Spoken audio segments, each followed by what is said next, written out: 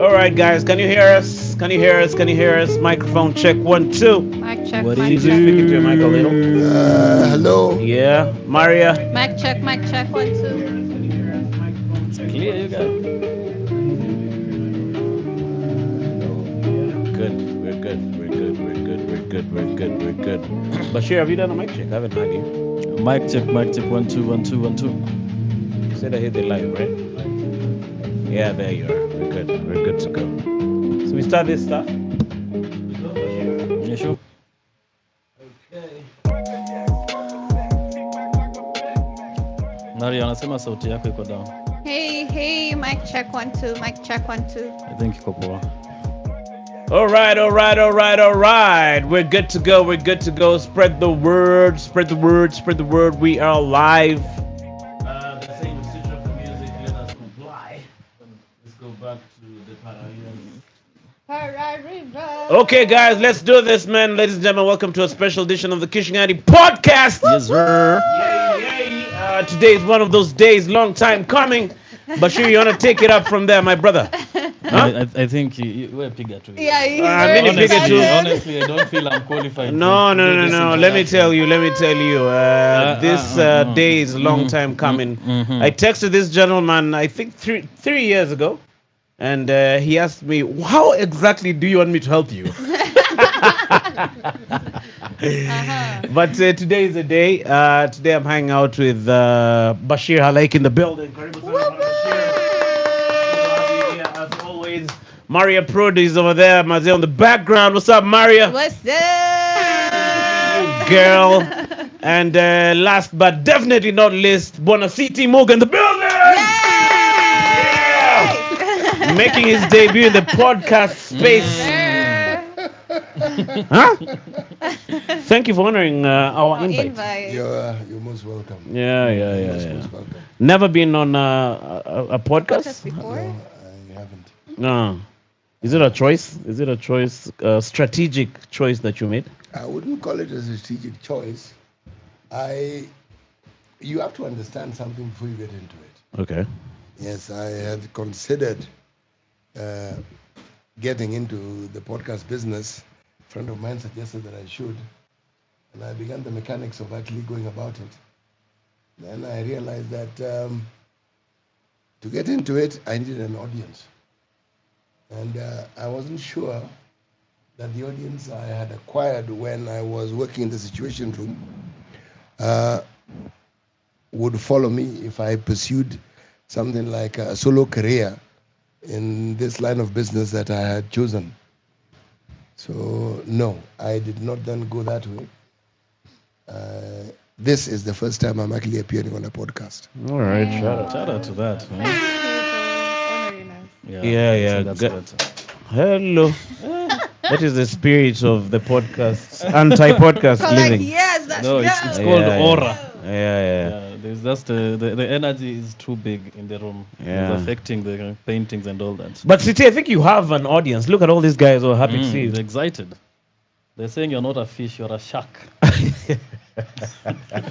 Of all the fish in the sea, White shoes. someone has determined that a shark is the best presentation of myself. If you're talking about sea creatures, is it? I think it's a compliment, but the wording maybe. No, shark isn't that bad. I think it means It's a characterization. I think when maybe he thinks a fish is a smaller thing. Obviously, it's smaller, but I think like a shark is also sort of. Shark is a predator. It's a Yeah. predator. And that persona is what comes to the fore. There are big fish in the sea. If you leave whale aside, you have whale sharks. They're plankton eaters, but they're massive. The sharks, right? I said whale shark. The whale sharks. Oh yes. The whale. Yeah, I get you. It has taken me a moment, but The whale yes. shark, yes. Yeah. It's a big animal. Big, but it's not a predator like the shark. But you know something? What we're seeing here is how somebody believes in presentation. If somebody thinks fish, what is manifesting is what they consider big fish to be. So it's appropriate. It is fine. Yes. All right, guys are saying volume ya CT Kochini. What does that mean? All right. Now, can they hear me now? Huh? Maybe.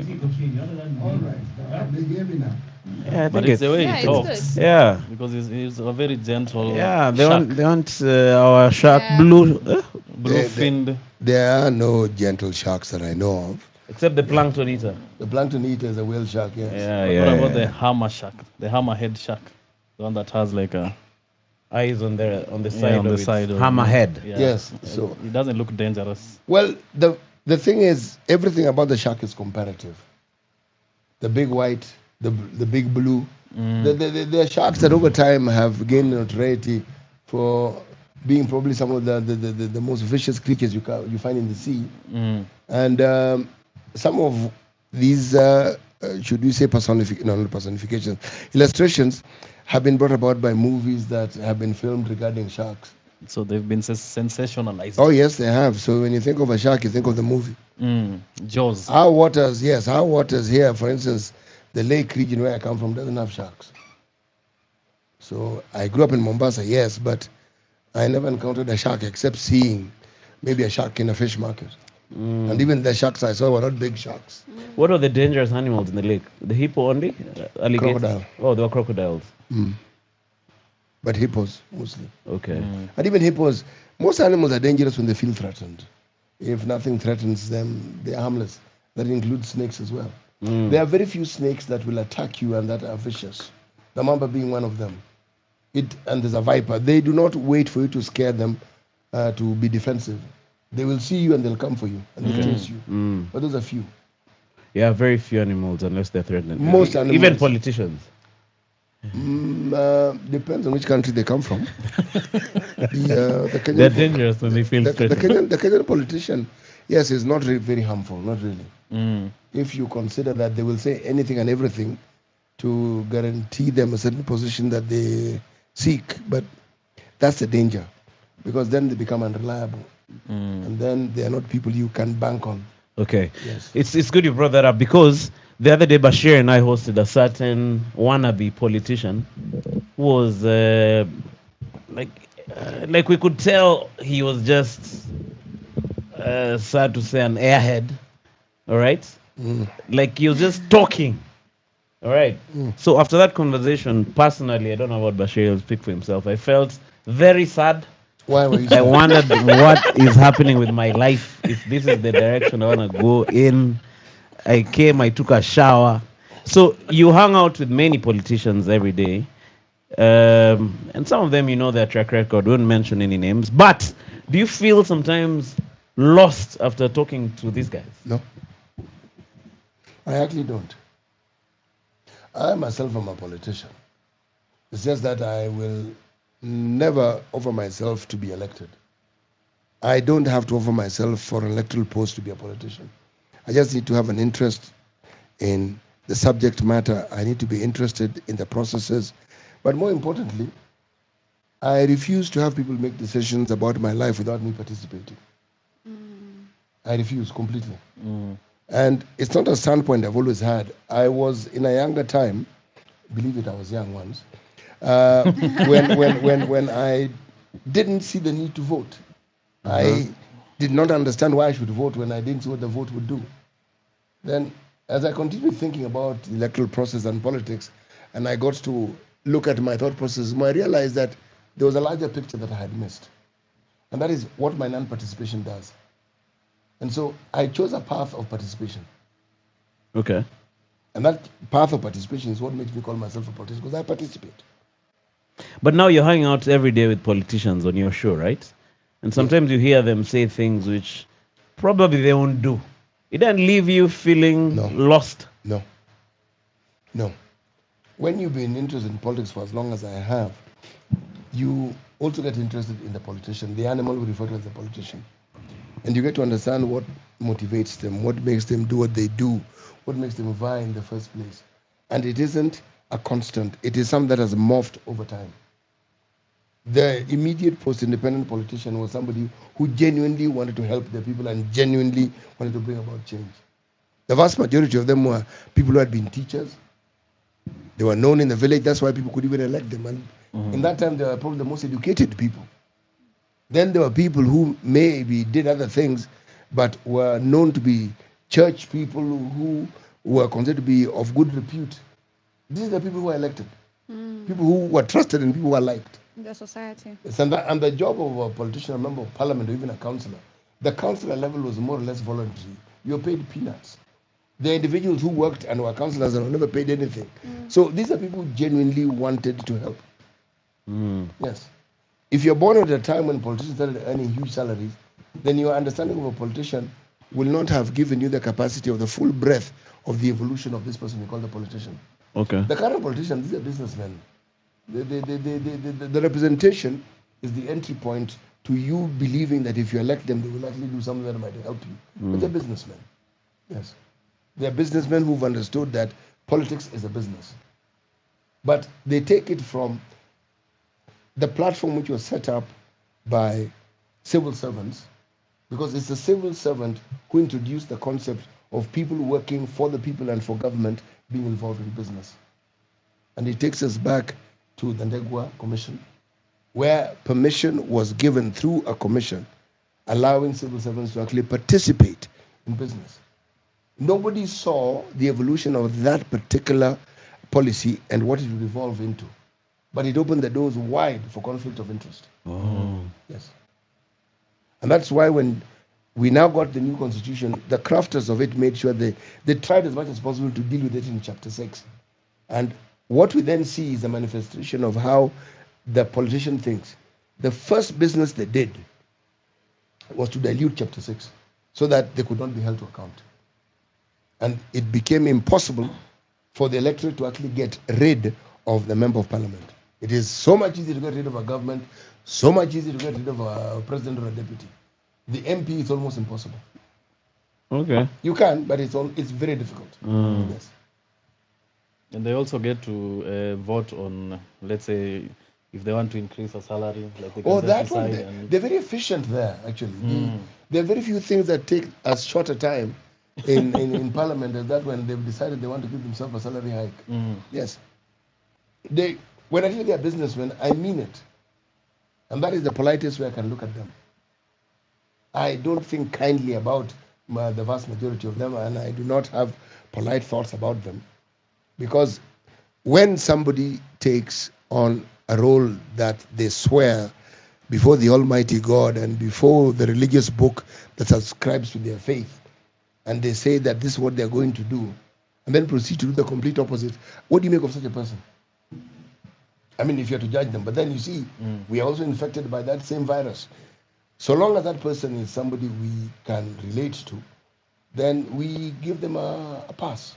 The accountability that they should be setting the example of and which they abrogate willingly, we certainly find that we also subscribe to it because we allow them. We don't hold them to account, and we find reasons to justify what they're doing. Now that is a terrible morph that we've had, and that is why we find ourselves where we find ourselves in our politics. Yes.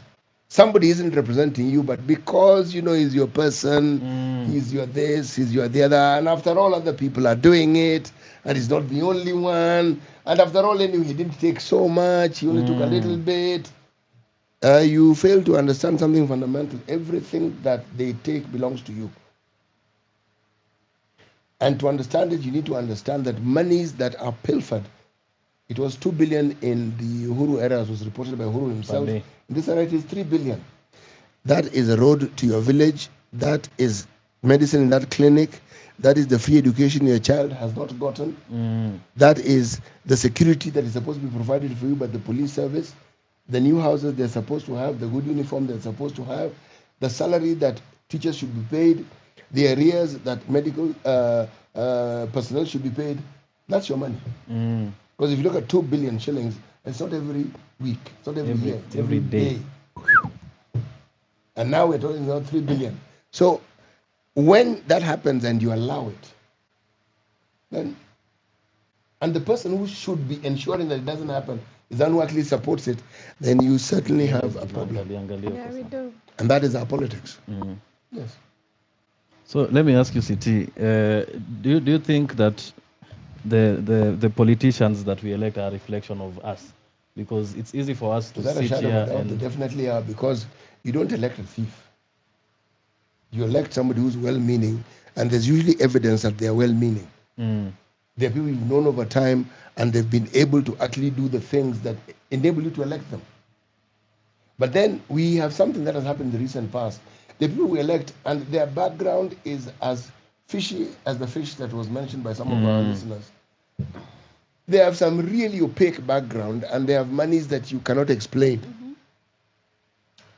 Now, when you elect such a person, what do you think is going to happen? But the vast majority are They'll, people who actually have a really good track record. They're mm, people who you can say they've done A, B, C, D, then they get to parliament. mm, And the servant who was elected to work for his people becomes a master. And now the people kowtow to him, and he asks them to form lines so that they can give them 200 bob. That's your education out of the window. That's your bursary out of the window. That's your health service out of the window. That's your road out of the window. And the authority you had to question him is gone because he has bought it. If people declined to take the money they are offered, you would immediately remove the power that person thinks they have. Because how else are they going to convince you? No, They've made the offer, you've refused. Now they have to deal with the issue that you elected them for. yeah, true. accountability. Precisely. I find it terrible when I hear people who are in the know saying, if they give you money, take it. No, don't. Don't. That money, no matter how you look at it, will not serve you beyond a day. And you'll see that person after a couple of months again. So, of what use is that money that day? To understand it, the other days when they're not there, what do? How do you live? You don't need that money. Mm, You don't. But it's like you're mesmerized and you're hypnotized into believing that it's a good way to do things. I couldn't understand it when I used to see people making 50 shillings. And you ask someone, what are you going to do with this 50 shillings? Not that I don't know what you can do with 50 shillings, I do know. But you're a man with a family. What are you going to do with this 50 shillings? Beyond the first hour of our conversation here. Now, when the politician has driven the citizens whom they're supposed to represent to that level, you have to ask, what happened to that person whom I knew and whom I voted for? And how did they become this person that I'm now seeing? Because they change. They do. That's not what they were when they became members of parliament. No, they change. And if you look at their background, many of them were wonderful people who meant well, and actually people whom you felt this person can bring about change. But that's what happens when somebody has power and it's unbridled and it's not checked. Anybody, including myself, can be corrupted with that power if it's not checked. Anybody can end up that way. I was under the impression that there is a certain type of person you have to become to win in politics in Kenya. Like you're sort of molded into this person. If you choose to, yes. But that's the idea of conformity. You are conforming to a certain idea. You see, our politics is complex. Our politics is dominated by parties, and political parties, by their very nature in this country, are regional. There's a core base of every political party that you can assign to a particular region. Core. Then, over time, depending on how old the party is, other people join it and they become more and more and more. Now, let me give an example of the ODM party. Why I'm giving the example of the ODM party, because it was formed like any other party that was formed once we had the repealing of Section 2A and we now had a multi-party system in the country. But the person who was the party leader had been in LDP, had been in KANU, had been in NDP, and then became. So, and the people he was working with, who then had other political parties, at some point, they were either in KANU together, it was the only party, or they were in some formation together. But it's an entire ecosystem where the people who you're seeing had been working at some point with each other, at some point or the other. Now, the understanding of our politics, given our political parties, was that regionally you needed to have a base with which to negotiate. And you negotiate if you have a number of people who are in parliament. It then enables you to be able to have a say when people talk on the big table. So if your party had a following in very many parts of the country, that could happen. Now, what ODM did that other parties didn't quite get to do well, their leader, given his background and what he had gone through in his politics, managed to understand and craft, curate, and institutionalize the concept of, or the personification of the individual who stands for the marginalized. And in any African country, the marginalized or those who feel they are always more than those who don't. So your following will grow. And when somebody begins a career by opposing a single party state president and a presidency, which at that time could guarantee you jail time, could guarantee you death, one or the other, or enormous harm, okay, and with no consequences to the government. When somebody begins a career that way, because this is what Raila Odinga did, then people look at you as somebody who has been able to stand very firm against very many things that the citizenry may have felt. So this person represents the pain they feel, the problems they've had, and this is the person who will come out and speak on our behalf. So the party grows. Sort of a David and Goliath. Yes, yes, yes. And the key thing here is the consistency. Because you'll find, for instance, this is a person who gets into government, he disagrees with somebody, he walks off. Most people disagree and they just sit there. They hang around. They really hang around. So I'm giving this as an example because it tells you something about our politics, the individuals who then represent the politics and the political parties that they're in. So our first option as Kenyans when it comes to voting, we vote along certain, we call it tribal lines. I call it community lines. It's how we think, it's how we vote. And I think there's absolutely nothing wrong with it. Because if you look at the parties in the so-called West that we like looking at, they do the same thing. The regions that are, if it's the US, blue states, red states, they represent a certain way of life, a certain way of thinking. This is how we represent our politics. And it's the same since the Confederacy wars, and it's the same pattern. thing, same idea, same thinking. The idea of tribe and the negativity that is attached to it is something that our colonizers also brought in. There's nothing wrong in supporting a political party because the person there comes from a region you come from. In my opinion, nothing wrong by all means. It's a political party. Follow it. If you find they don't meet your aspirations, start your own or join another. Yes. But that's our politics. See, to understand it even better, look at the way this current president came in. He's the only president we've had who actually campaigned on issues. Hustler dynasty. Those are issues. Mamboga, boda boda. Those are issues. Haves, have nots. Those are issues. And then did something else that people don't do. We have a social contract with the people we elect, but we never write it down. He actually documented it and called it charters. And he didn't know that he was setting in motion the very yardstick with which he would be judged with very harshly. Because you can read and say, but this is what you said, sir. Forget what you said when you had a meeting. This is what you wrote down. Where is it? See? Now, it marks a shift in our politics in many ways. But in marking that shift, you have to understand now that particular election, to understand it, you need to go back to 2013. We had two people who had been indicted by the court at The Hague as people who had committed crimes against humanity. The amount of money that was spent in that electoral period has never been seen before.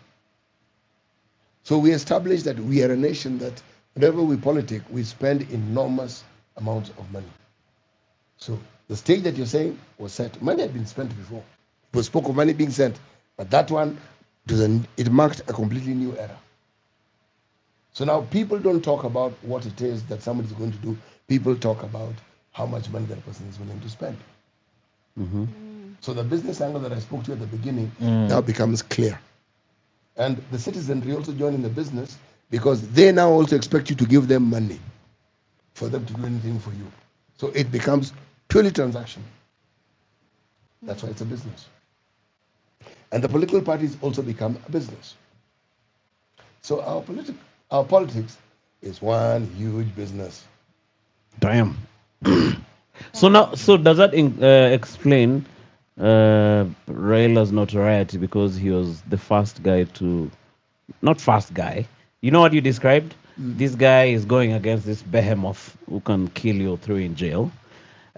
So meaning, since the subsequent politicians do have similar challenges, they can't be on the same level as this guy, who is out of government but keeps making deals with government. What you see is a very interesting political phenomenon. When time and destiny meet with opportunity. The time Raila started practicing his politics was the time when his father had been at the fore. Yes, immediately after his father was no longer in power and was no longer in active politics. It was the Cold War period. Cold War period where there was East against West. Riley is a person who studied in East Germany, a bit of Russian, a bit in East Germany. Okay. But his father had friends in those places. That's where he, and even his older brother Buru, that's where they studied. But they were not alone. There were government programs that took very many people to that place. There were airlifts to the so-called Soviet enclave of the USSR, East Germany and the like. But it was the period of the Cold War. And so America would support certain individuals, the so-called East would support other people. Now, by the time now he was getting into active politics, the Cold War then died. The Cold War ended. And so where the Americans had to balance what Russia or China were doing, China were not a force then. Now they didn't have to, because the Berlin Wall fell, and suddenly you have a situation where the Americans were at the fore of everything. So people like Daniel Arap Moi started getting pressure because the Americans would help you, but on conditionality, they started bringing issues of human rights, etc., etc., etc. But why do I say chance? If you are born at that particular time and you had a certain political leaning, you were following the leanings of people who had been there earlier on in the 50s, like Chairman Mao of China. You are talking about people like Fidel Castro over time in the same region in the 50s who had fought for freedoms. So the mantra and the need for people to bring about change in a certain way was still in people's minds. And what was considered the East and the power of the USSR started diminishing rather, as other countries who had been part of the Soviet Union started becoming independent. There's a lot of change in the globe, and so what they call geopolitics began to affect us and influence us directly. So this was the time that he and the politics, and he wasn't alone, there were others, but he stood out because of the length of time he was in prison for. Okay. He was one of the longest serving, How long was detainee. he? I think 8 to 10 years. For real? Yes, Continuously yes. in the 80s? Yes. After the coup, right? Yes, no, Attempted after the coup. coup attempt, yes. Okay. I He was know jailed it. for a very long time. Very, very, very long time. He wasn't alone. There were others who were jailed around the same time with him. There are people who had been in government before, like Kenneth Matiba and Charles Rubia. They also got jailed. People like Martin Shikuku, they also got jailed. People like Wasonga Sijeo got jailed, but they were not jailed for as long as he was. Others who were with him were jailed were people like George Anyonda. Okay? Mochofu. There were others. Some escaped and went out of the country around the time when people were being arrested and being jailed. Kwegi Wamwere left the country, but Kwegi was jailed a number of times before he realized that as he continued his activities, the government was going to continuously offer him a scholarship. And I think he didn't like that government scholarship. Okay. Yes. Yeah. So At he, Nyati House. so he left government scholarship being a jail there. So he actually left the country and was away for a long time. So is that the period Ngugi wa Thiong also left? Ngugi wa Thiong'o left around that same time. Ngugi was critical of the government in his writings, and people who influence others through writing and through literature or through the arts tend to be far more influential than you could imagine. Because he's expressing an idea that everybody can relate Can to. relate to, yeah. But he was more critical of the Kenyatta government. But he felt it was safe.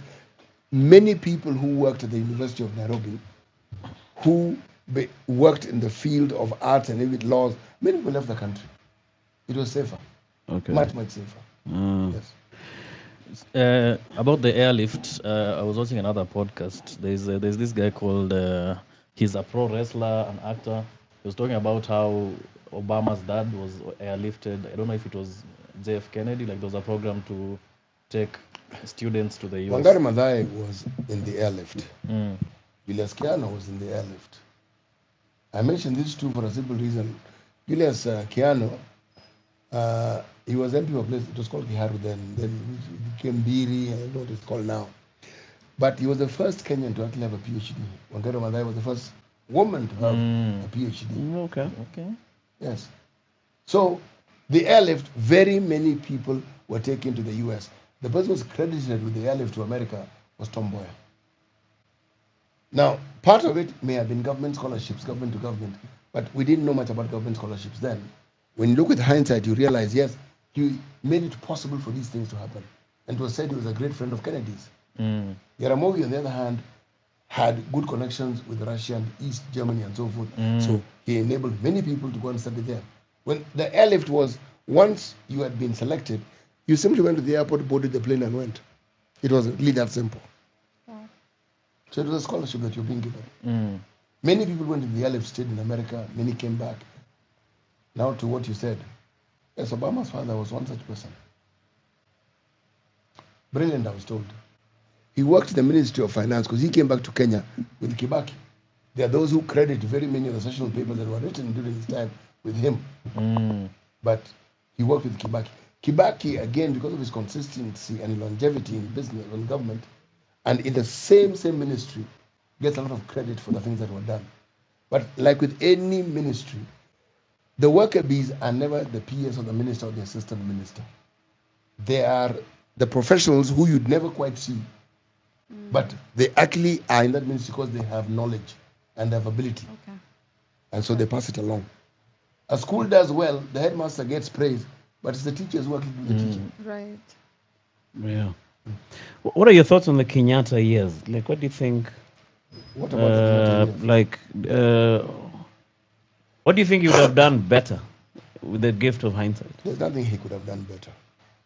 For a man his age and in the times, Kenyatta actually did very well. Because to transition a country from colonial times and to have the changes that we've had over time and to create stability despite the differences that they had with Jaramogi.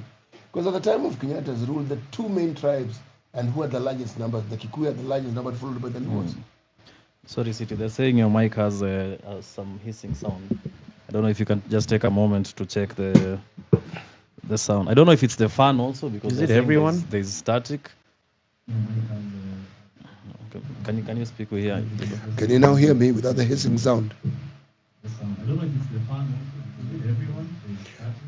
Well, let me speak into it and tell me whether they can still hear the hissing sound. Sounds pretty alright. What do you think? Is it everyone or is just a few guys? Because what we could do, we could also Only switch City's mics. mic. That's a Huh? possibility, yes. We could switch mics. I could give Maria your mic and you take that one. No, So you want No. you want her mic to hiss. no. I tell you what we could do. So long as you speak into the mic, like that, I think it's gonna be better. All right, let's give that a try Maybe, and see how it works. maybe let's try switching off the fan for a bit. Yeah, switch it off. Although we're gonna boil in here, but See, the window's open. we can open that door. The door? You can open the door slightly. The window's fine. The Let's, window is okay. let's start boiling first, then. Then we okay. can adjust. All right. Can you guys still hear the static? Because Can you still hear the the hissing fan, sound? The hissing we assumed sound. that there's some noise cancellation happening because when we did the live stream, we were using So the yes, fan. it's gone. It's fixed. Okay, I guess it was the fan. So we just boil for now. No, we boil We're and then not we'll have static boiling. later. Okay. We're How long do you okay. think before it start boiling? Let's We will see. know. We need to come up with a Let's ratio see. of No, boiling we- to static. If it gets reasonably hot, we will know. But we can also go and podcast outside. That would help. But also, City is Wow. wearing a very major Wow. jacket. Do you wanna remove your jacket now or later? What? Are you feeling hot because I'm wearing a jacket? Yeah. You're really. All right, let's continue. I asked you about the Kenyatta years. You're telling me the Luos and the Kikuyus were the They were dominant. And you see the way the government was formed, if you look at it, those two communities more or less divided things into half. There are those who will say that's not true, but it is. Okay. A vice president was actually an extremely powerful person because in those days you used to be elected as a member of parliament, and once you're elected as a member of parliament, then you became a minister. So the vice president was vice president, MP for Bondo, and also minister for internal affairs. Oh, so they had a couple of offices. Oh yes, you are all those things. Okay. Okay, Okay. it's a parliamentary system. So that is exactly what we had. And I think I know what they're talking. Can you hear that? It's like a pump or something. yes, No, but they're saying it's okay now. They're saying yes, the hissing is still there. Yeah. there are But some it's who say okay. it isn't. It's bearable. But the sound won't be perfect because it's a live stream. So let's just continue. We've done one. it's fine. Yeah. So, So why I began by saying that for the time that we lived in, Jomo Kenyatta actually did very well. You asked me whether he could do better, and I said no. What else could he do? At the time when he and Jaramogi disagreed, because Jaramogi decided to form a political party called Kenya People's Union, there are very many stories that are there. But if you want to understand the Kenyatta days, look at Kenyatta's book, Facing Mount Kenya, and you read Jaramogi's book, Not Yet Uhuru. Okay? It actually gives you a very, very interesting, almost panoramic view of what the world was then. Okay. Because if you're going to judge the person, you must judge them with the vibes, as your generation says, of the time. I can't judge them with the vibes of this time. The zeitgeist. It's completely different. See?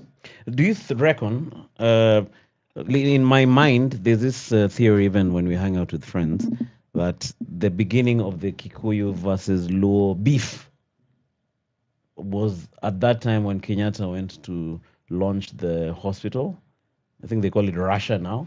And there was that It's called pelting. Jaramogi Oginga Odinga Yes. Teaching and Referral Hospital. Yeah, That's that what it's one. called That now. one. I think it's nicknamed Russia or something. It was But- called Russia then. Oh. The Russians built it. Yes, The yes, Russians yes. were Jaramogi's friends. Do you think that is the origin of that so-called beef? It is argued that the beef was ideological. It is argued that Jaramogi felt that what they had agreed they would do the government is not what Kenyatta was doing. And that is what led to his actually forming his own political party. To go against the government and to form a party, the actions that were required was you simply need to cross the aisle. Jaramogi was the vice president. Tom Mboya was the minister for planning and an extremely ambitious politician. He was the secretary general of Kano. What broke this camel's back was not that. Everything you've been told happened, but the explanation, the conclusion is inaccurate. There was a Limuru conference, that's Limuru 1, because you've heard of 2 and 3. 1. Tom Mboya created a situation where what existed was the party leader was the president.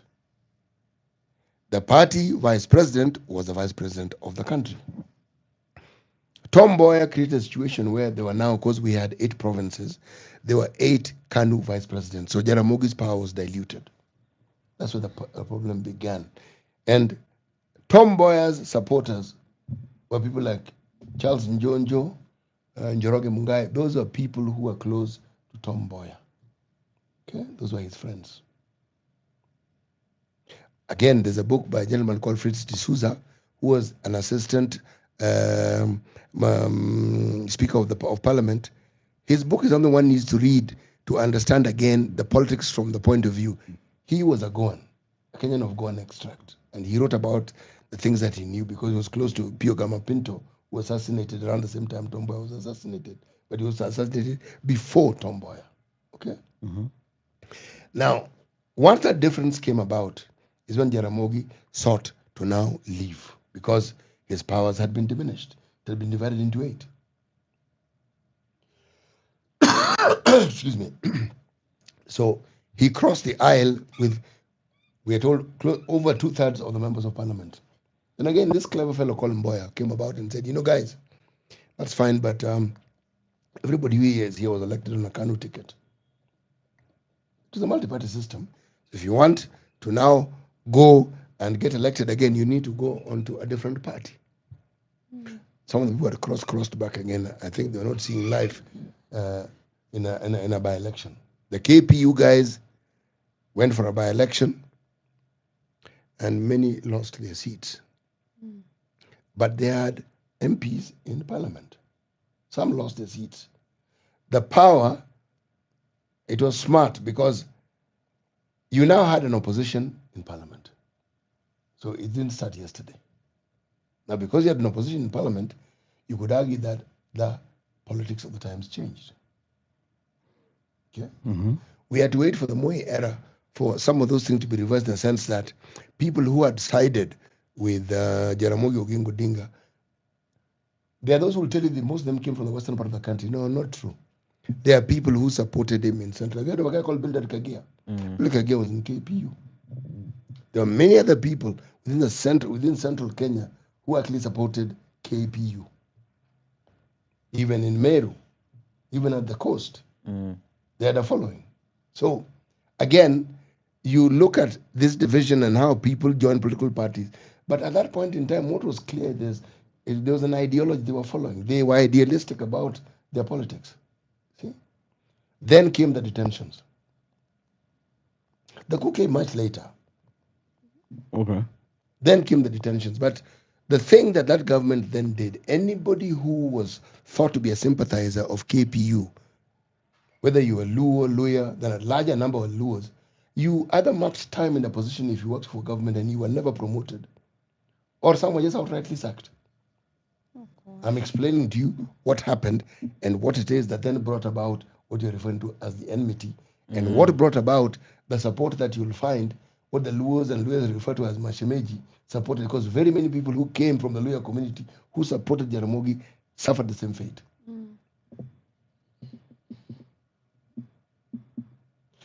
When Moi became president, the changes that Moi then started bringing about and the harsh rule began after the 1982 coup attempt. But nobody ever tells you that in the Kenyatta era there were two coup attempts. Oh. And they're both by the military. And the military honchos of that time had to resign their positions. And as the story goes about that time, we had a Chief Justice at that time called Kitili Mwendwa. Kitili Mwendwa was mentioned as among the people who were behind the coup attempt that was led by some of these generals. The general was called Ndolo at the time. They were quelled. Not much is heard about them, but those of you like searching through search engines, you search for it, you'll find that what I'm telling you is actually true. Were they hung? Nah, we're not hung. They just sent home. When I tell you that Kenyatta was somebody who did things that very many political leaders of his time did not do. Political leaders of the time on this continent, all those people would have died. All. And nobody would have said a word about it, and that would have been the end of that story. And anybody associated with you would have been jailed as well. So when I say Kenyatta, for the times in which he lived and did very well, I'm referencing what other leaders on the continent did or what could have done under similar circumstances. Okay. That same Kenyatta, once Achieng' Oneko and Jaramogi was under house arrest, Achieng' Oneko was put under detention. Now, I mention Achieng' Oneko because Achieng' Oneko had been Kenyatta's personal assistant. He was a journalist. Senior Chief Koinange had engaged him as a PA, what you call a PA now. He got to know Kenyatta. It is Achieng' Oneko who actually introduced Jaramogi to Kenyatta and to the politics of the time. Jaramogi was a businessman, a teacher, but also a businessman. You're selling gas? No, he wasn't selling gas. that came later. Firewood. But to talk about the business, you need to understand that in the 1950s, the story is told of the close relationship that Jaramogi and Kenyatta had, even before Kenyatta was detained. And Kenyatta used to visit Jaramogi very often in Kisumu. In those times, long before in the 50s, the Luos had begun business under an entity called Luo Thrift.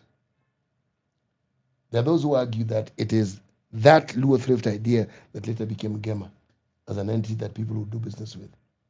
Kenyatta and Jaramogi were very close friends. Okay.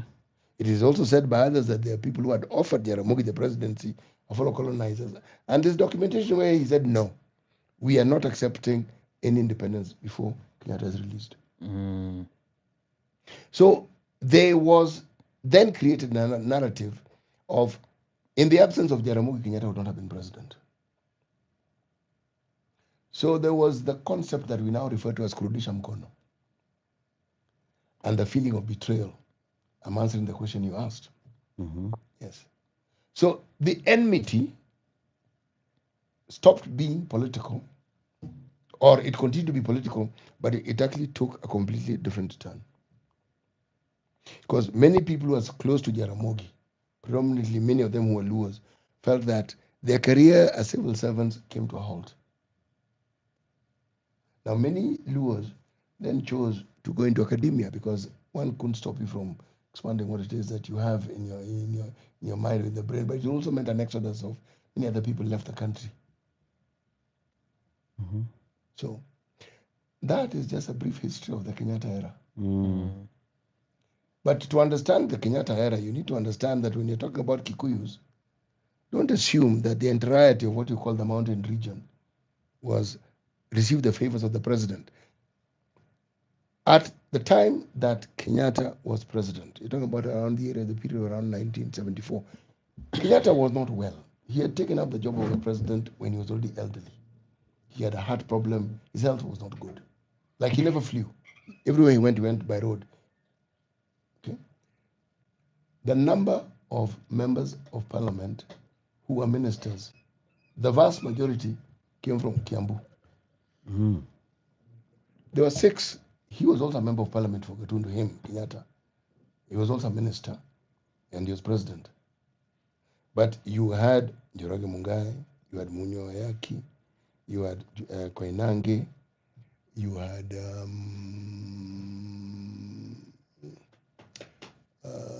there was a minister for defense, James Gishuru, Jomo Kenyatta. All these people came from Kiambu. Murang'a had one minister, Julius Kiano. Nyeri had one minister, he was called Mwai Kibaki. Embu had one minister called Jeremiah Nyaga. Meru had one minister called Harvest Angaina. The lower coast had one minister called Ngala. Upper coast had a minister called Manyumba. Masai Land did not have a minister. Luyaland? Luyaland, there was a Sogo. There was, I'm trying to remember, I think there were 2 or 3 if I'm not wrong. Shikuku never became minister, only assistant minister. The Rift Valley had Moi and then tighter up to it. Luos in the Moi era, at that point in time, there was Omamo, Kenyatta era, Moi, and then he had been removed, Jaramogi, Omamo, there's Matthews Ogutu, and I'm trying to think of one more whose name I forget. That is precisely it. So the unfairness that I mentioned came in the choice of ministers that Kenyatta had. But remember, I'm saying he was elderly. And I'm of the view that there are some who took advantage of his advanced years and his ill health. Yeah, sort of like when Biden was president. Yes. So what we then had when the Moi era came in, the Moi era and the Moi era could not have come in if Moi had not been the vice president at some point. But Moi had been preceded by 2 other vice presidents. There was Jaramogi, then there was Joseph Murumbi. That's when Moi became vice president. And Moi, because of where Moi came from and who he is, tells you that Kenyatta had understood the direction in which the country should go. Because that was somebody who you could not have called mainstream. And the fight that he was fought, there was what they call a change the constitution movement that was led by the likes of Kehika Kimani and so forth. The person who put it to a halt was Charles Njonjo, who quoted portions of the constitution, which stated that even imagining the death of a president is treasonous. That's what brought it to a halt. Now, you must understand, in an African government, and with the communities that we like referring to as tribes, people will think along those lines. And people will feel that this is ours, and we've never had an African president in Kenya. This is the first one.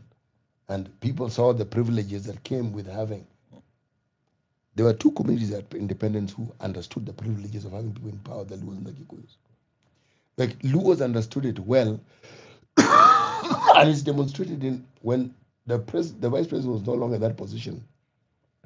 You would feel a cold wind blowing because you no longer had the structures of influence that was there before. So in short, you're being treated like everybody else. You're a regular guy now. Lose the privilege. You are a regular guy. And that particular narrative has followed us. People who are in power and people who have proximity, they enjoy privilege. So when that guy goes, privilege goes.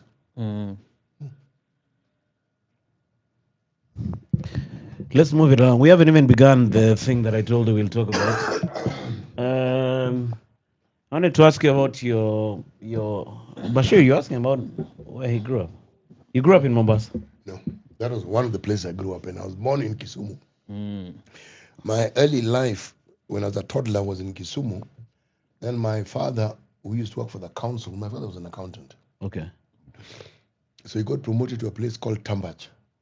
Ambach Teachers College? I know No, no, no. Tambach. There was a council. Remember the original councils? He was, that's Elgeyo Marakwet. Mm. It's a place called Tambach. Tambach. It's called Tambach. Tambach. It's a Okay, town in Elgeyo Marakwet. All right. So he was posted there. And when he left there, then he was promoted and became the first African to actually be the treasurer for what was then called the County Council of Central Rift. Okay? He was an accountant. My father was an accountant. And so I began my early education in between, because in between from leaving Tambach, he went back to school. There was a place in Kijabe where people went to be trained to further his courses. I think he was doing more accountancy courses then. And probably got, I don't know if it was called an ACCA, I forget what it was called then. But we had a brief sojourn in my rural area in a place called, it's now called Nyando constituency, where I come from. It's called Katolo, Katolo. So I went to, my first education was in a primary school there, and a primary school called Yogo Primary School. My immediate follower, my sister, who's called Florence, and I began school at the same time. We're just 1 year apart. Your parents in those days had what you call successive family planning. So you followed each other. Back to back. Yes, like a set of stairs. So that's where I started the primary school. And it's those rural schools in those days, you're talking about the early 60s. You went to school barefooted. Now, I didn't suffer. Everybody was barefooted. There was no suffering. It was normal. No, I didn't suffer. But that seems like not a wise choice. I didn't suffer. You can't tell me that I had a hard time. There was no hard time. Everybody walked to school. all Everybody was walking. barefooted. Yeah. Yes. So where was the suffering? How far was the school from your place? I don't know. When you are small and you have small feet, everybody.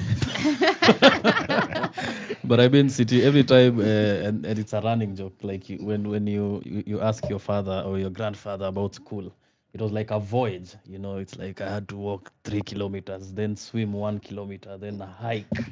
It's like a whole journey. Does the story end when you ask them how they did in class and they're always number one? Exactly. Of course. Exactly, Yeah, of city. course. Everyone's dad was number one All in our class. dads were number one. So is it that there were so many classes that everyone's dad was number one, or one of our dads is lying? They're not lying. You're allowed to imagine you're number one. Oh, yes. That's right. Yeah. So do you have fond memories of your early years? I do. They were pleasant. But you remember my memories have been interfered with the time, and history and education, formal education. Okay. Because it's almost idyllic. Ideal and idyllic. It was a pleasant existence. When they were that young, I didn't know anything else to compare it with, so it was pleasant. Okay. Yes, it was very pleasant. Yes. So how long were you there, or before you shifted? Look, what was the next shift? My father was there for a year. That's when we went to Nakuru. Okay. Then I went to a primary school called St. Joseph's, but I didn't stay there long. We were there for a term or two. Then we moved to a school called Goan Union. It later became called St. Xavier's, but it was Goan Union. It was a school that was predominantly Asian, and Asian as in Indians, Kenyans who were then or of Asian origin, and Goans. When we were in Standard 1, we were 3 Africans in the whole school. It was myself, my sister, a lady called Sophia Mugele. 3 Africans. In Standard 2, were joined by another African called Joseph Morilla. Johnson. Johnson Morilla is actually an orthopedic surgeon. And he's still my friend. He was my best friend then, he's still my friend today. Oh, okay. Shout out to Johnson. And he's still alive. Okay? Yeah. Yes, so it's a friendship that we met. Johnson! Shout out to you. In Standard 2. Okay. Okay? That was a long time ago, in the previous century. So, So you are living a more or less privileged life. yes. Yeah. Yes. Our fathers were among the first Africans to actually get these jobs that the colonialists had previously had. So those jobs, government jobs, came with government houses, massive houses. You didn't even know to do half the rooms in those houses. Yes. But that was it. And that was the education that was available. And it was a good education. In fact, it was an excellent education. No, that's good. Yes. How was the curriculum? I'm curious back then. It was a colonial curriculum, but it met the needs of the time. Among the things that I'm forever grateful to have been taught, I was taught poetry in primary school. Oh, nice. Yes. And that poetry, I think, impacted on me more than I realized, because literature is one of the subjects that I excelled in with very little effort.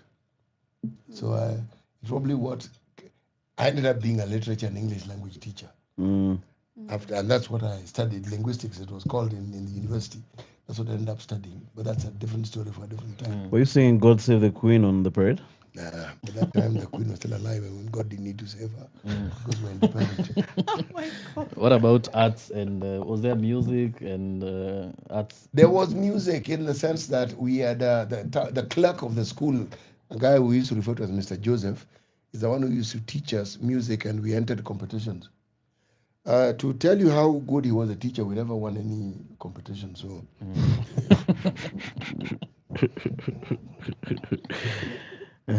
So from there, did you go to what happened next? What was the next phase?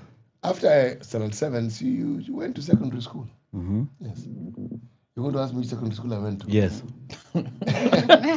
You know the drill. CP is rating your journalism in real time. I went to a school called Lenana. Oh, Yes. Jeez. hapa tu. Was it very white still at that time, or it was It mixed? wasn't very white. A darker pigmentation had visited the school by then. But you would find a spotting of people who we refer to as white. But the mannerism and everything about that school was white. Oh, okay. It's colonial. You guys were wearing shorts. We were wearing shorts. Where does that come from? Is it a colonial thing? Okay, let me explain. It's not colonial in the sense that these are the tropics. The colonialists came from a place that at certain times was cold, so the trouser became something that made sense. So when they lived here, it wasn't cold, they wore shorts. It made sense to wear shorts here. But that school was complicated. You didn't just wear shorts. I'm going to explain to you that you understand it. Yes. There was a uniform for everything. Okay. Every day you wore gray shorts and a gray shirt. And you could wear a jersey, or you could long sleeved or short sleeved. Those were part of the uniform. Okay, and you had stockings and black shoes or brown shoes. Okay. Then, if you wanted to go to town, which was on Wednesday, the school bus, we didn't have the school lorry, we didn't have a bus, would take you to town to shop. You then wore what you called town dress. Town dress was you put on a white shirt now and a tie and a blazer. Okay. Then, what you may refer to now as official, when you had a function, you wear trousers. Like say you had a school debate or a school outing, we had trousers which you could wear, everything was gray socks. Okay, then you put on a white shirt, a tie, maroon striped with white, and a blazer which was maroon. That was the uniform. Then sports. You had shorts, white and blue, and you had stockings for games, and you had rubber shoes, what you call tackies. Okay. Then the seasons for football, you had football boots. Okay. And then you had what you call a house shirt. There were 10 houses, if I remember correctly. And each house had different colors. The house I belonged to had yellow. It was called Mitchell House. Then there was school colors. School colors were maroon striped. Okay. That was the uniform. So it's not one of these schools where when it rains, you decide, let me wear my games kit to go to class because it's raining. That one you wore when you had games. Those are many clothes. As I said. True. And the teachers who were in that school are predominantly white, as you call them. The British system and the colonialists, the British, in part of the aid they gave to the school was they gave you teachers. It was aid. The school, in fact, the African teachers were, I think, 3 or 4. Okay. Yes. The So they were more or less expatriates. They were expatriates, yes. Yes. And that school had houses for every teacher. So Life was good, comfortable, I think. all those teachers, except the Afrikaans ones, had cars. Ah, Some had 2 cars, one for camping, one for just a little drive around, yes. But I never understood until later their salaries, forget the Kenyan salary which they were paid in Kenya. The British government paid them a salary back home. So they're getting two But the salaries. pound was 20 shillings, right? 20 shillings, brother. That's where the term pound comes Yes. from. Yeah. Like Yes. 20 bob is That's a 20 bob pound. is a pound, yes. Ah. So how was town like? Because there's a page I follow on TikTok which posts like Nairobi in the 70s or how was town like back then? Like the CBD. Let me tell you, we would board a bus to town in the Ruta. You walked, not the main road, you walked to the Ruta satellite. Number 2, if I'm not wrong. It will leave you at the GPO if you want to go to town. Let's say on a Sunday, you are given time off. You could just go. Oh, okay. Yes. So There was no Ngong road. that walk was far, and the buses on that road were few. That's the road that goes to Karen. There were very few buses on that road. Okay. Ruta satellite, there were more buses because there was a larger population who lived there. The larger population were Africans. Yeah. Okay? So that's where you take a bus. Drops you at GPO. I think it was 50 bob or 20 bob or something. It was a small amount of money that we paid. The town was fairly empty on Sundays, fairly. And the thing about the buses, they ran on time. There's even a board that tells you, in your GPO, you could read the bus going to this place will arrive at this time. It was scheduled. You knew it would come. And there were buses, the rails that you could hold as you're plying the routes that you're plying. And then there was a bus that did the rounds of all the routes at night. And I think by midnight, there were no buses. So you knew there's the last bus. You boarded at 1 or 2. It could take you around to the many places that the buses left. Then midnight stops until the following morning, probably at 6. Public transport was reliable. For those of us who didn't live in Nairobi, we came to school the first time you were brought by your parents. The other times you went by train. Okay. Yes. So you go to railways, grab the train. No, the bus, the school lorry takes you there. The school books for you. All you do is pay. And you're given pocket money which is kept for you by the school, and it's enough money for you to pay. For instance, when my parents lived in Nakuru, for it rail second class to Nakuru was 4 shillings, I think, and 50 cents. And Mombasa, when my parents then moved to Mombasa, I think it was probably twice that amount. So life was really good in retrospect. Cost of living was very, very low. Life was not expensive. Is that why my dad had so many children at a very young age? He did not have a problem looking after them. And the place of choice to work with was the government. The government was a better employer. Because the government guaranteed you housing. The government guaranteed you a loan, you could buy a car. There are many things you could do just working for the government. You didn't need to work for the private sector. And you're permanent and pensionable. And you lived, many guys had moving out of Eastlands to this other side of town. Well, the thing is, you're taking over jobs that the expatriate had, and they didn't live in Eastlands. See? Yeah. So you went to the house they lived in the other side of Nairobi River. Yeah. Yes. And remember, having children was necessary because if you took the job of an expatriate, that house was big. You needed to fill it. Yeah. Oh Lord. Either you bring in many relatives to live with you. I mean, the African houses was 1 room. It's a hut. If you had 2 rooms, it was plenty. Now somebody's giving you 3 bedrooms. Those are bedrooms. There's a sitting room. There's a dining room. There's a servant's quarter. You're even puzzled now. What do I do with all this space? What about now the other side, what we call reserve right now, like up country? What was going on there? Rural living was what you call subsistence living. Because the strange thing about the rural area, if you think back to those Kenyan days, those early days, they were actually self-sufficient in food. This thing called food security was there. I still remember as a child, the things that we ate, and even when my grandparents moved from the Nyando area, went to a place called Mumoroni, everything we ate was in the farm. I'm going to explain what I mean. Maize, there was a granary. Millet, there was a granary. Peas or beans, there was a place where they were kept after they had been dried. So every day you went to the granary to get maize. There were these grinding stones that you had. They taught you. You'd grind the stones. Milk, you were taught how to milk. Cooking fat, it's this same milk that they processed to give you ghee. Okay? So what was bought was salt and maybe sugar. Vegetables, there was a vegetable patch, and you also asked to go and simply get the vegetable from. Every day you went to the garden patch, you told no, take that one or that one. It was cooked. So, and water you went to the river to get. Everything from But the the thing land. about settlement schemes in those early days, they came with roads and piped water. Mm-hmm. Until the government was working, it was working. The settlement scheme, it was it was demarcated. You had piped water, like our piped water came from Nandi Hills. So there was piped water. What messed up that scheme was maintenance. Some people didn't get in their heads to do the maintenance. But the Moroni area was a sugarcane area. The government set those things up. Yes. And the reason why people like myself could move is the areas where we came from always got flooded yearly.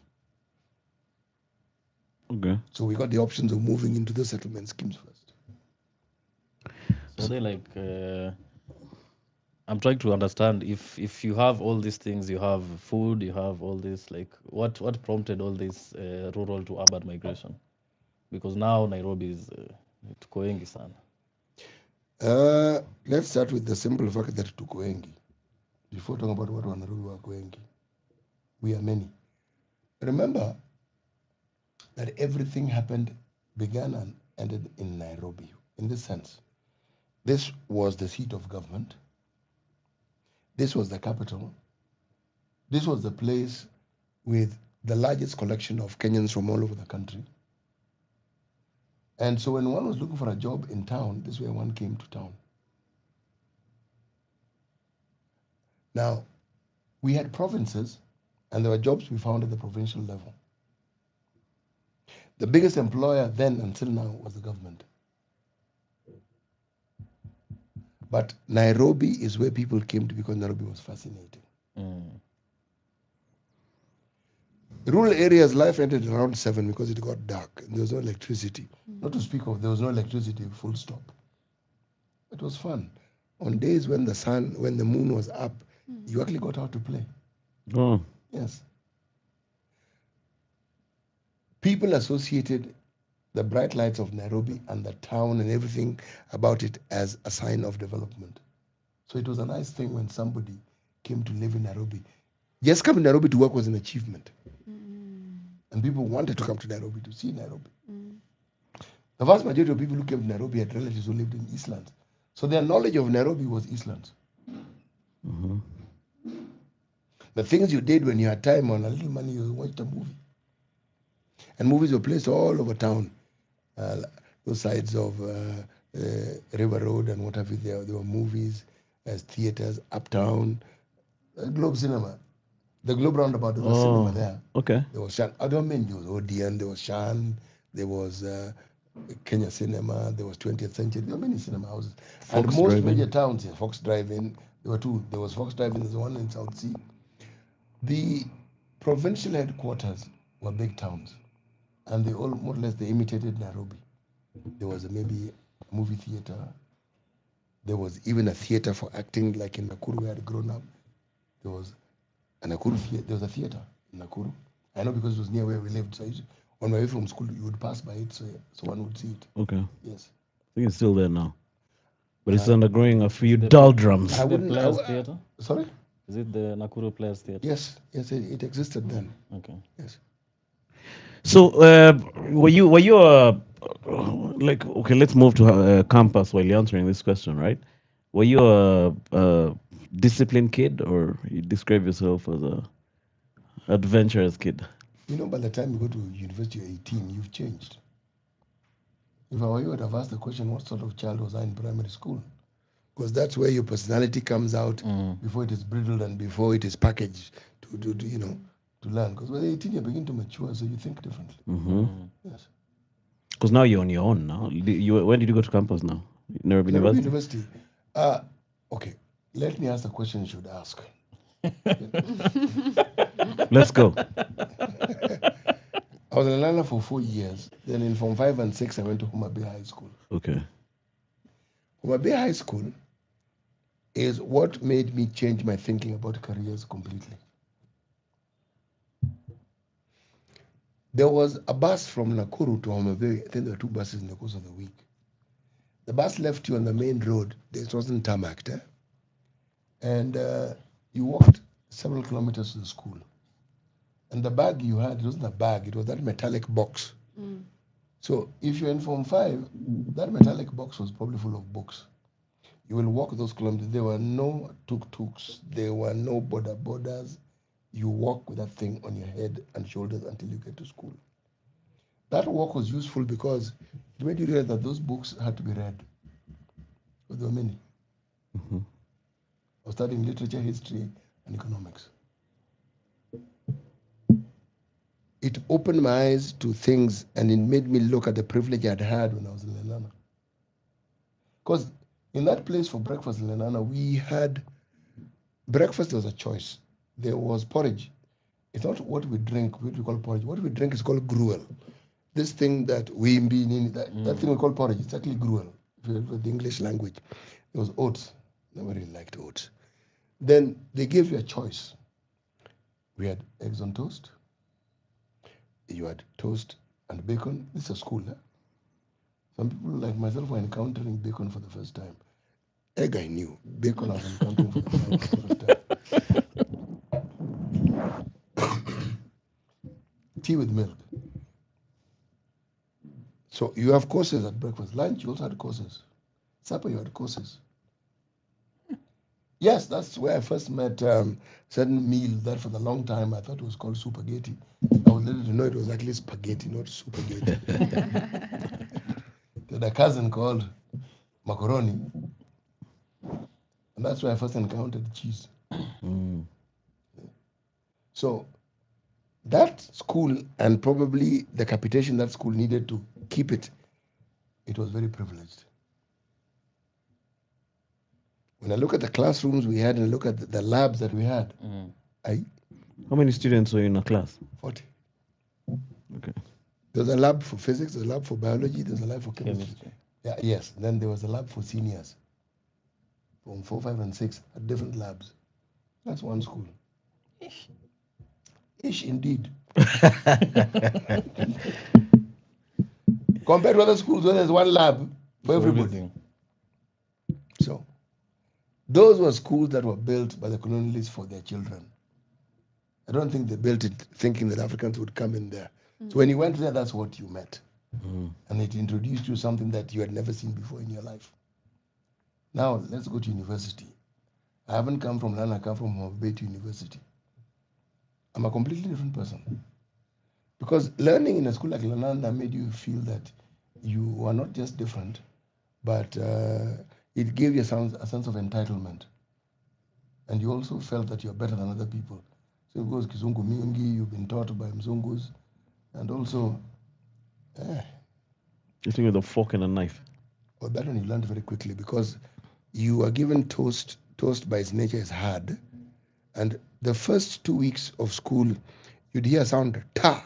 The next moment, there's some toast flying in the air. Somebody had tried to use a fork and hadn't been told. They probably tried to spear it. And They launched the toast. and they launched it. And before you know it, the toast was airborne. If you had put and the egg, by the way, on it was scrambled. If the scrambled egg was not on the toast, that's toast and scrambled egg flying.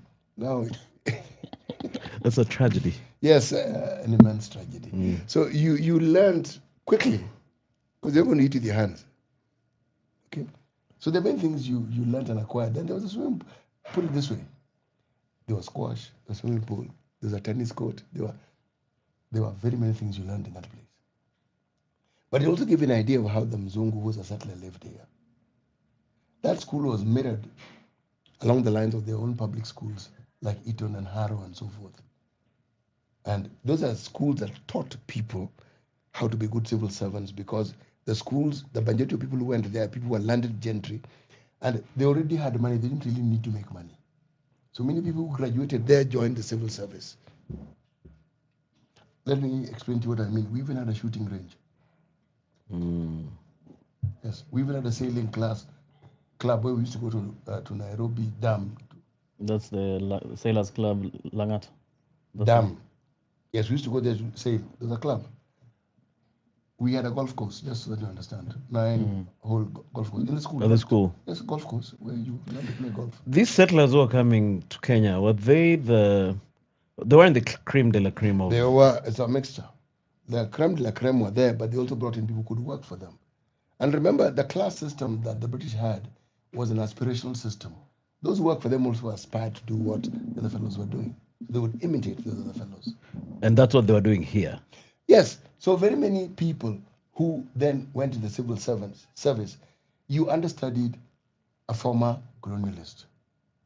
So many of them had what we call Mzungu mannerisms. And they also tried to speak like Mzungus. So there was a lot of, yes, perhaps, you're, yeah, whatever. And Ideally.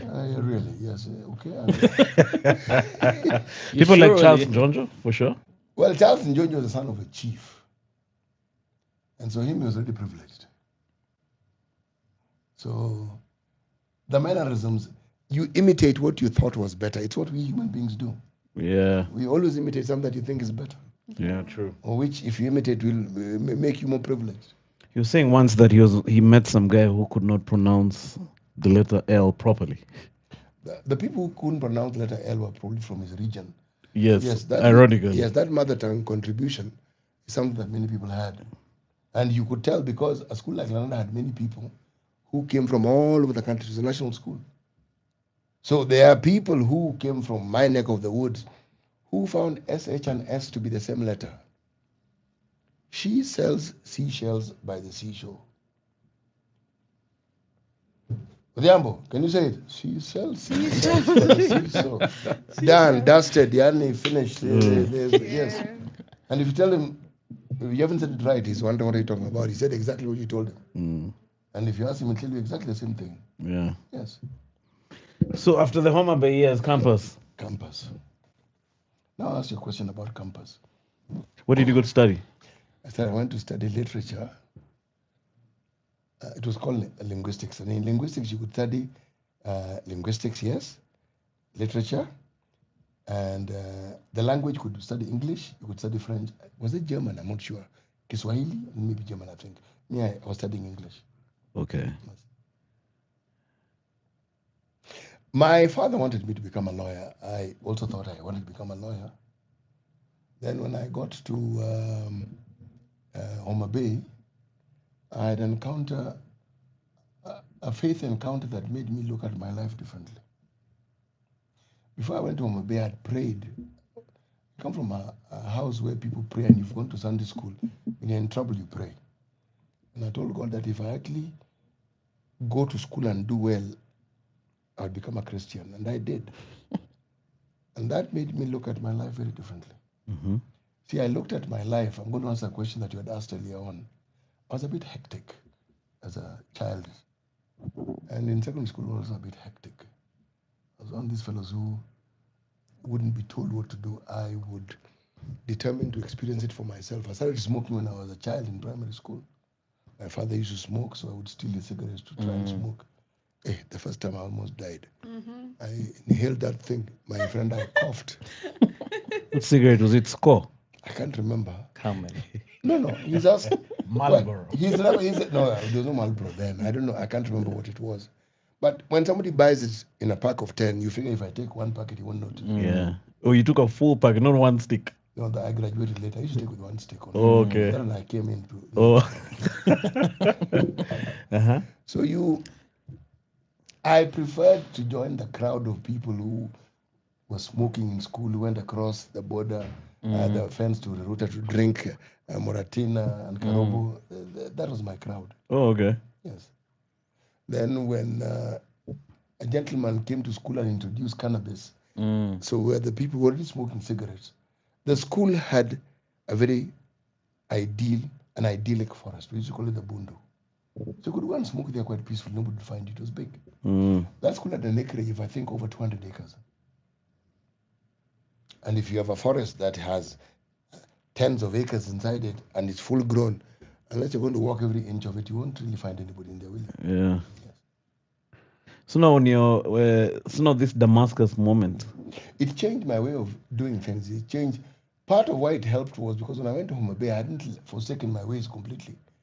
But in that school, if you're caught smoking, you would be expelled. In Lanana, you got suspended. But if you had a prefect who was your friend, you could go and smoke in his kitchen. Because prefects were allowed to smoke in the time I was there. Oh, Yes. it was part of the privileges. Yeah, as a prefect, you had a cube, you could smoke there. Okay. Yes. And remember, smoking and all these errant things may give you a status of sorts. Yeah, it looked You're cool cool. for sure. Yes, and somebody who was always brokering and going against set norms, you are considered to be quite.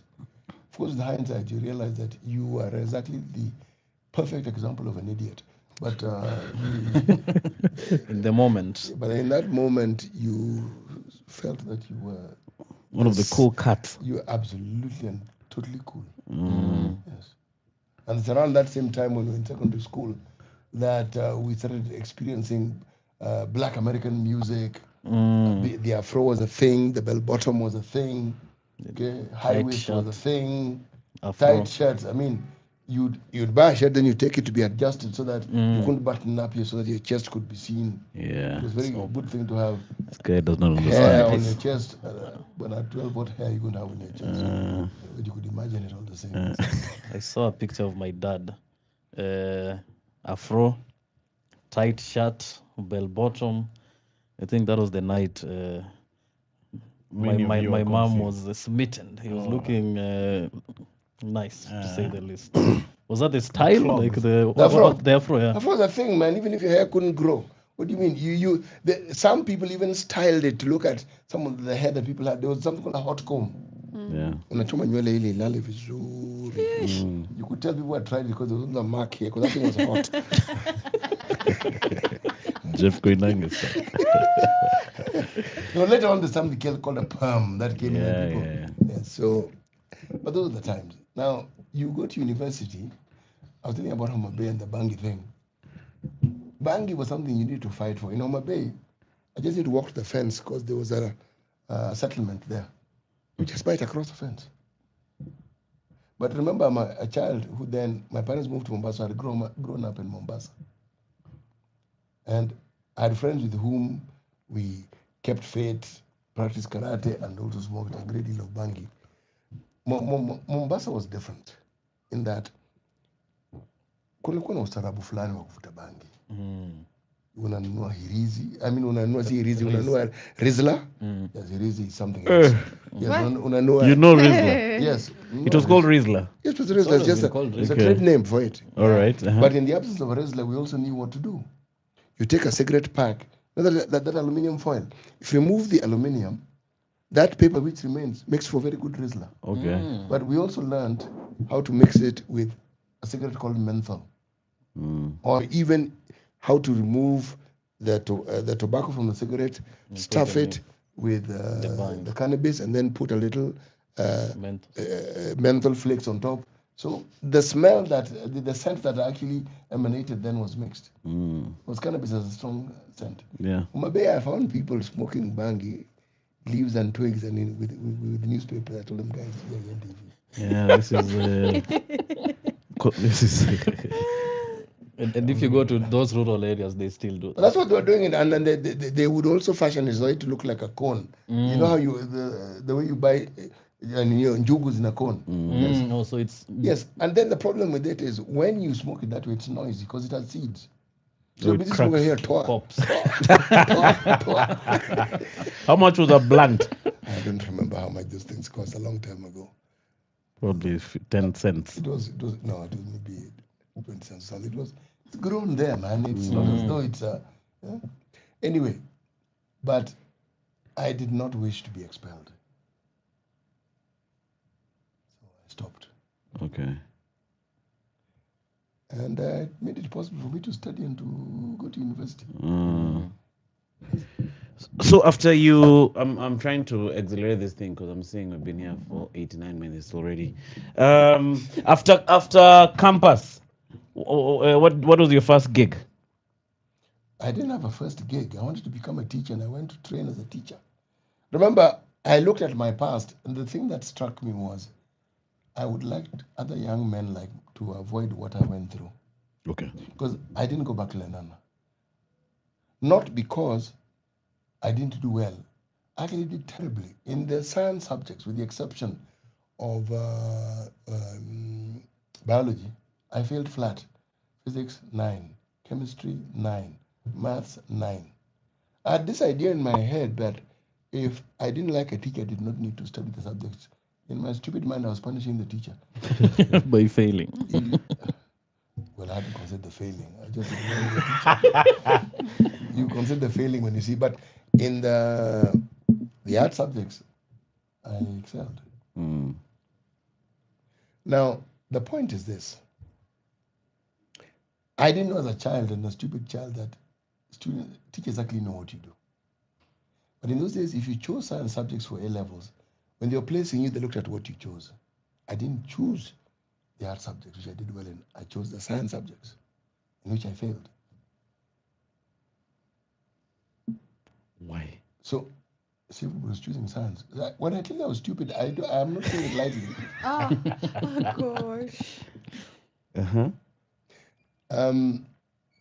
I had an uncle, my mom's younger brother, and some of my aunties who worked very hard to make sure I get to school. So I started my A levels not in the term people started. I started my A levels in the third term, October 17th, 1976. It's a date I can't forget. I had missed 1.5 terms of school.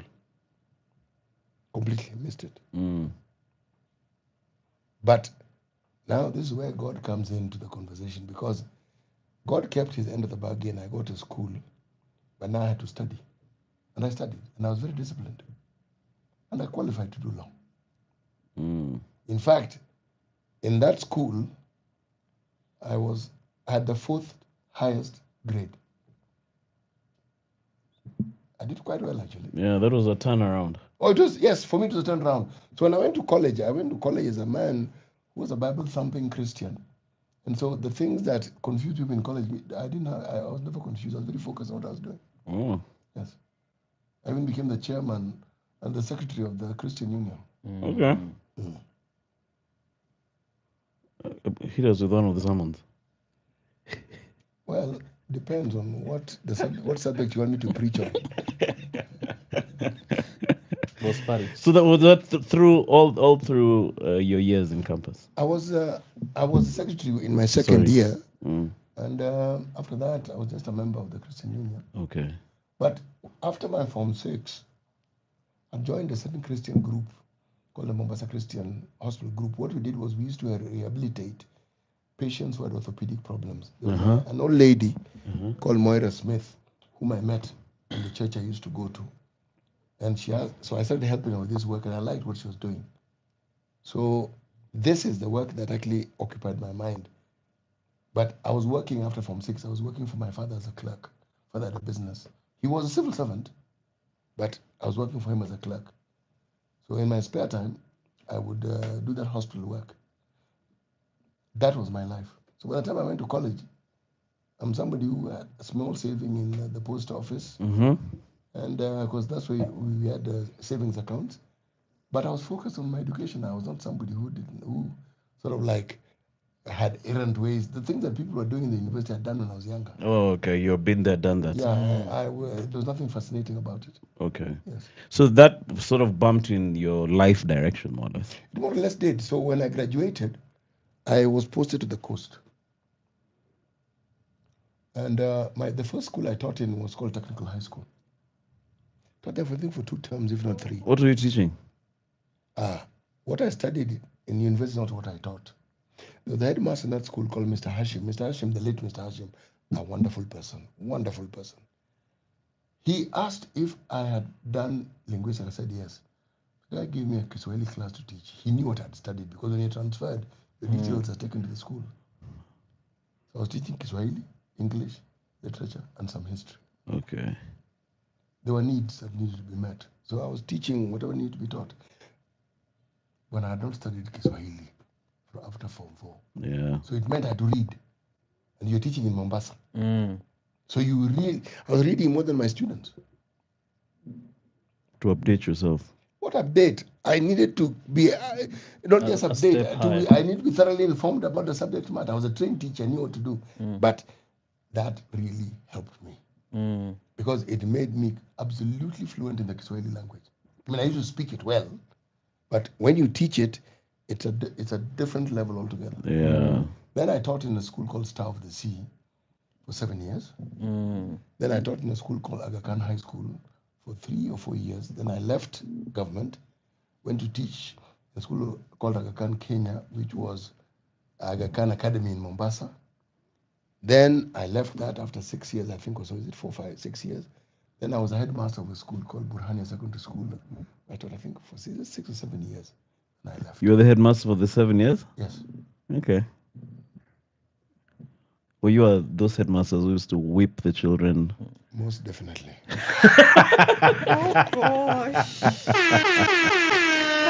You're a disciplinarian. Not really. The discipline was brought about by a need. When somebody had clearly shown me an indication that they were disinclined towards following school rules, it was my job to steer them back onto the right path. Disinclined. So what does a headmaster do? Do you teach? Yes, yes. If you want to be a good headmaster, I was a headmaster, I taught. Okay. I taught a class in Form 1, Form 2, and I think one in Form 4. Mm. I taught. How do you, are you attuned to the teaching of these students and the curriculum if you're not teaching? It's not a purely administrative job. The administrative aspect is one, you are running the school, you're managing the teachers, you're managing the staff, and you're the person who relates to the provincial education system. And since it was a private school I was in, you relate to the board of management of the school. That's the administrative role. And then you are the person who relates to the parents of the school through the PTA. Oh, Yes. yeah. And you are the CEO of the school. Mm. Yes, that's essentially what it is. It's a very political post, right? It can be extremely political, yes. But in my time, we were teaching, and my concern was to ensure that the students I taught passed and went on with their life. Okay. Yes. Do you get to decide who's your deputy? No, the school I came to, I found a deputy, Okay. and I was happy with him. Because mostly the deputy is the disciplinarian in most schools. Yes, as I said, you asked me about what I did as headmaster. When the deputy tells me that they're having a problem with this particular person, see, they're brought to me. At that time, we're not discussing anything. It's whips or home. No. Home, you send them to go and bring their parents, not to go and sit at home. I had never expelled or suspended a student. Neither did I send a student home for fees. You went home to collect your parents and to come back. Okay. Yes, I did not see the purpose of sending a child to school when because of fees, because they don't pay their fees. So why am I talking to them about fees? Yeah, true. CT, we have some quite a number of guys watching here. We have like 200 a moment ago, and they have many questions which I'll ask as we transition to another section of the conversation. There's this guy who's asking, where is this Roy? He's asking, ask CT what he thinks of evolution of education system in Kenya. The education system has to evolve, and why it has to evolve? The evolution in any education system is supposed to work in tandem with the needs that the country has. You change the education system so that you teach and train people so that they can fit into the programs, the plans the country has envisioned as being part and parcel of the future. The education system we inherited was a colonial system. There was a time Kenya had to have its own aspirations, the things they wanted to do. So the education system would need to change. The misfortune of the changes we've had in this country is many of the changes that have been made are political. They're not informed empirically by the needs that you have alone. The empirical needs may be present, but politics runs interference. Like this current CB system we have. It's not really that different from the 844 system. And the 844 system was not that different from the system that we had before. We got rid of technical schools because some people said it was colonial. How can a technical school be colonial when you need people who understand plumbing, who need woodwork, metalwork? How can it be colonial? There's no time you don't need them. True. Building, how can that be colonial? But it was felt then. So many of those schools were not there. So what is being taught now, and you're talking about how it is they want to segment education, we already had it. It existed. This is a question of tweaking one or two things. When the 844 system came in, I was a teacher. And I was among the people at the coast who were chosen to be part of the group that was to help understand what it was about so that we could pilot it. We never did pilot it. I think we had 2 or 3 meetings, then the whole thing was disbanded. But the subject which I taught at that time, I was the star of the CE Secondary School, was the English language. And when I looked, the book I used to teach, I more or less memorized it. I knew what topic came after which. That new book which were brought in, there was no change. The guy just moved chapters around. Honestly. Mm. And people had to buy as a new book. They just moved. In fact, once I went through it and realized it, I stopped using it. I was just using my old book. It's just repackaging the same thing. Yes. And that education system is what taught very many people whom we now talk of as being in the diaspora. In theory, it was a good system. But the rushed manner in which it was implemented is what was political. CBE, if you look at the theory behind it and thinking, it is a good system. But the politics around it, we've implemented it when we are not ready. You're talking about grade 10 transitions. There was a junior school problem. As we speak, there's a problem with teachers to teach in both the senior school and junior school. Meaning, right now, there are more problems than there are solutions. A system that could actually work well, rushed because of political reasons, implemented because of political reasons. Do you know the textbooks and the curriculum that are supposed to be taught are still a problem, even as I'm talking to you now? So, when politics comes into it, then even something which of necessity was good suddenly gets messed up. Yeah. Let's fast forward. The many city you need to come here many times. I think there are so many things we need to, some angles which, like this question is a whole conversation on its own. You know what I mean? But how did you get onto radio? Tell us about that. How did you find yourself behind a microphone? When I lived in Mombasa as a teacher, in a place called Mikindani, there were some neighbors of mine in Mikindani who had a shop. It was called a Hard Rock shop. This family had a son. The son was called Brian. I knew him, I think, when he was in grade 4 or 5. I forget which class he was in when I first met him. But he was very studious. I lived in Mikindani with my younger brother. And this young man, because we shopped from their shop, his mother's shop really, he would come and visit us, and we found he had a very keen interest in books, and he used to read. So I knew him at a very early age, and then I forgot about it. But he and my brother became friends. He graduated, went and studied law, went to law school, but he was always interested in journalism, like my brother. My brother's a journalist, worked for BBC. So maybe my brother influenced him, but this is a lawyer who studied, who wanted to become a journalist, and he was a journalist. Then came a period that you're interested in how I joined radio. The Standard Media was starting this new radio program. And they were looking for personas, individuals who represented certain disciplines to join. Somebody who is a government apologist, they chose someone called Jerry Thorne. Somebody who was a media personality, Eric Latif, came in. Somebody who had a development background, Duoko, came in. And they wanted somebody who had community experience in research. That's what I did. Because when I left teaching, I went and worked for the Kenya Medical Research Institute. Okay. That was 17 years and 17.5 years. Now, while they were discussing this, so my brother tells me once, I was in Nairobi then, and he also in Nairobi, that Brian wanted to talk to me about something. Brian went to talk to him, and he told Brian, but you know Charles, why don't you go and talk to him? My name is Charles. Okay. CT are my initials. All right. Brian O'Barra. Yes. So Brian O'Barra is the one who actually got me into that, because Brian knew me. Brian knew you from where? She's the guy whose mother's shop we used to buy from. The guy I met when that's the guy. Okay. So I'd known Brian since he was a child, not as a young person, as a child. So Brian knew me very well. And he told them, I know a guy who can fit into this thing. That's how come I got into radio. Okay, there's that, but why did you agree? Because I'm sure you're busy doing your thing. Because the program I worked for in Kemri, it was an HIV and AIDS care and treatment and research program. The funding was reducing, and it was clear this thing was going to go to an end. So that particular job, and I left. For the radio gig. No. I left it to do other things, Oh. to do business. I did not leave it for radio. The radio I didn't even know was on. I had never thought of being in radio. Yeah. I'd never thought. I used to write from time to time for the papers, but radio, never.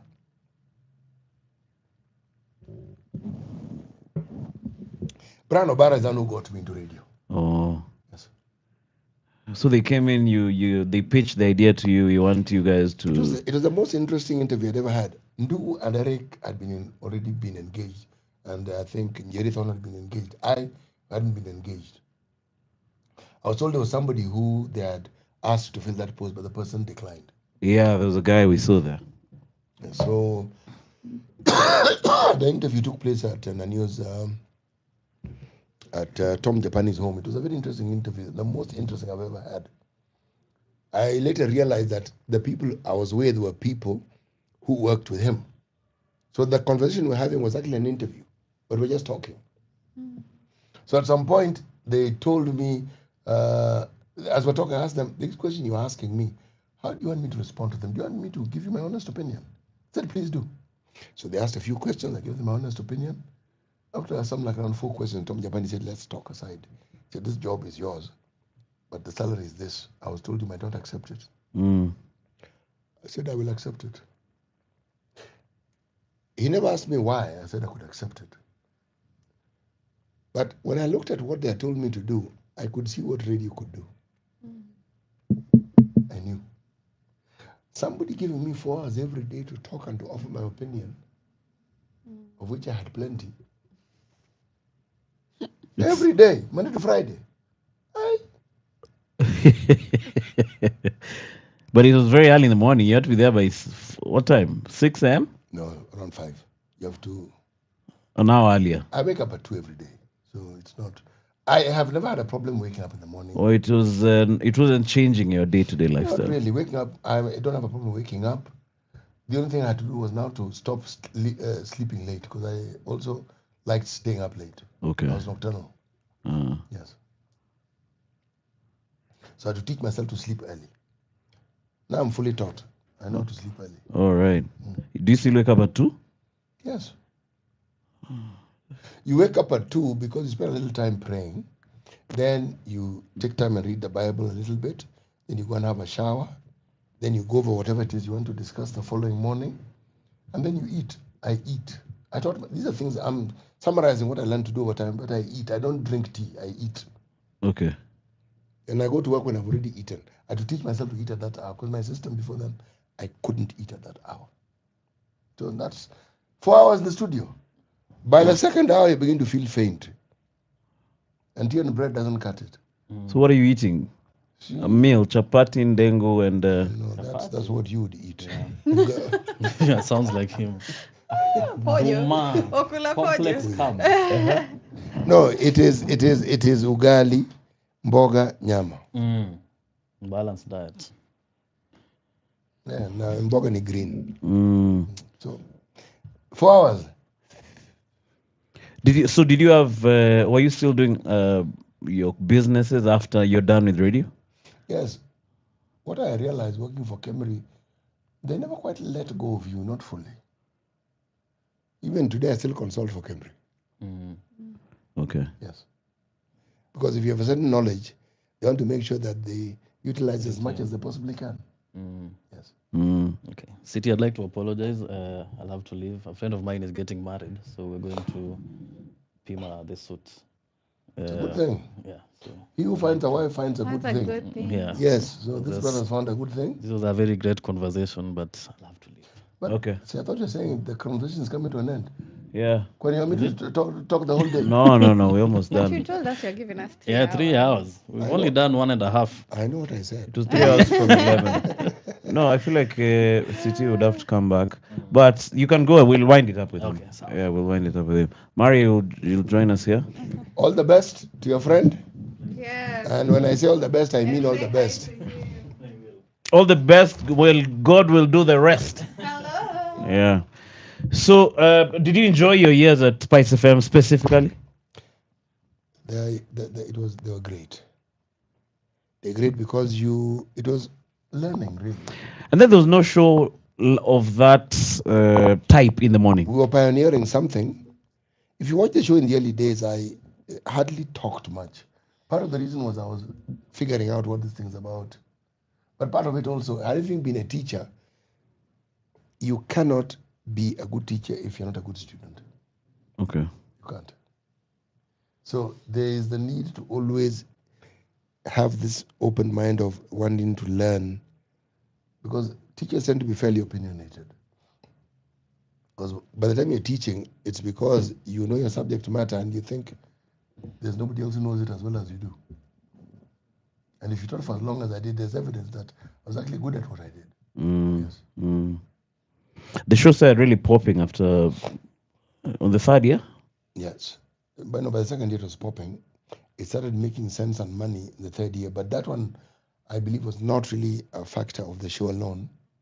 The people who were charged with selling the show were reluctant to change. Many of them were selling the show as a radio show and were saying, excuse me, it's a multimedia. You are on social media platforms, you're on TV, you're on radio. How can you just sell radio? That was part of the problem. They were used to selling in a certain way, and the transition of changing to sell to what this thing actually was. But with hindsight, again, you can't blame somebody. It was a new concept. Yeah. They had been selling radio. Now, this new thing that you're calling multicast was different. Yes. So, can you discuss why you left? Yes, I can. It wasn't one of those situations where you left because people say I was looking for greener pastures. I wasn't. Editorially, we came to a point where we had differences with certain members of the leadership. Okay. Yes. But the parting was amicable. Oh, okay. Yes. All right. No, that sounds good. The parting was amicable. Yes. So, what did you? There was a period where you weren't on radio after that. Yes, I was doing my own things. Okay. It's always good.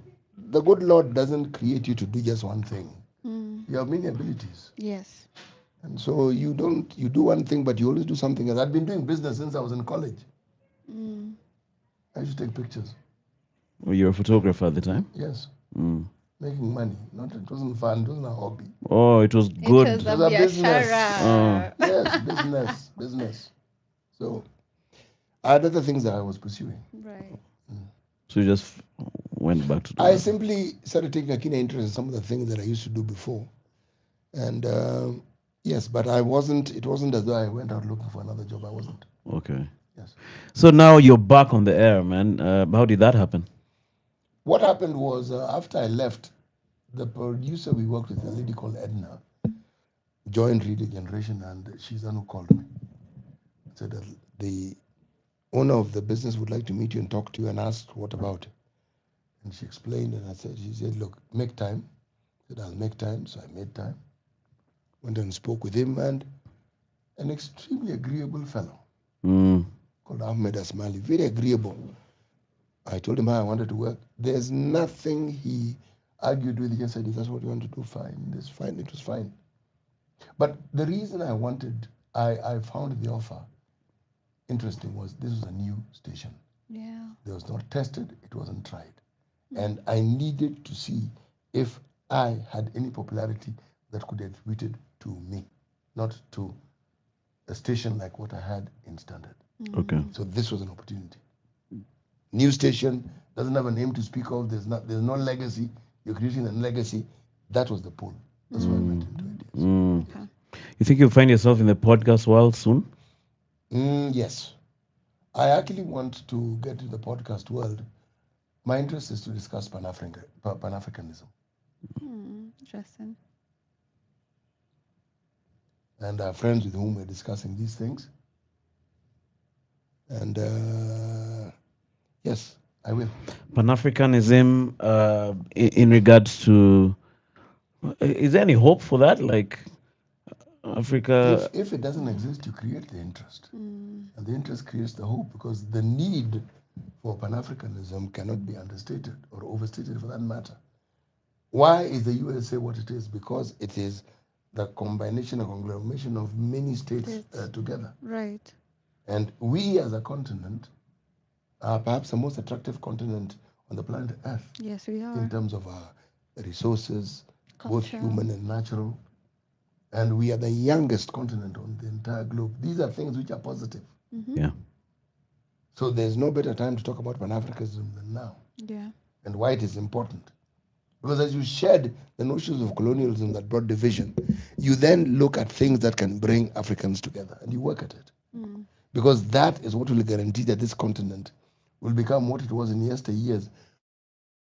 The African continent actually went and civilized the West on two separate occasions in two separate times. Mm-hmm. The birth of this Western education and knowledge is not theirs, it's ours. Mm. We took it to them. We had a greater understanding of the things they now understand than they did. What the West is good at is adapting what other people have taught them and claiming it as their It's own. their own. Yeah. They're very good at it. Mm-hmm. You think if we knew how to make guns, we'd be better off? We did know how to make guns. We did? Yes, we just didn't need them. Necessity is the mother of inventions. We didn't need to. Once we saw a gun and understood it, what do you think the Mama were doing? They made their own guns. Mm. It was too late in the game. But they didn't need the guns before then. Remember, if you look at the West and the way they've lived, when the time I've been told people are fighting for a century, what does that tell you? Constantly at war. So this need to kill each other was actually centered, it was focused. So with time they realized that this killing with spears isn't good. So you find a way of killing more efficiently. They realize this is not good. Let's find a way of killing many people at the same time efficiently. The gun comes in. Then let's find a way of killing many people at the same time without necessarily having a big equipment.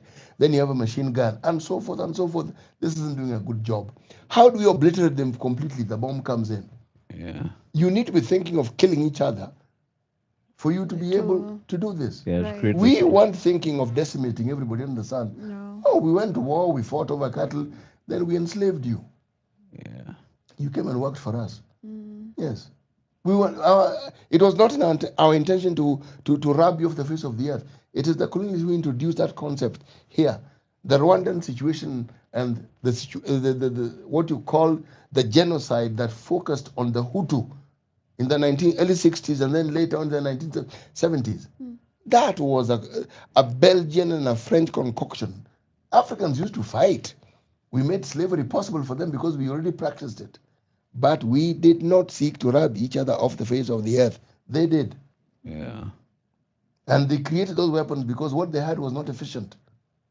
And boy, did they create efficient weapons. Sadly. That is a good note to close it up. CT, thank you so much. There's so many questions in the comment section, but man, we couldn't go through them all, guys. They're saying, I will subscribe.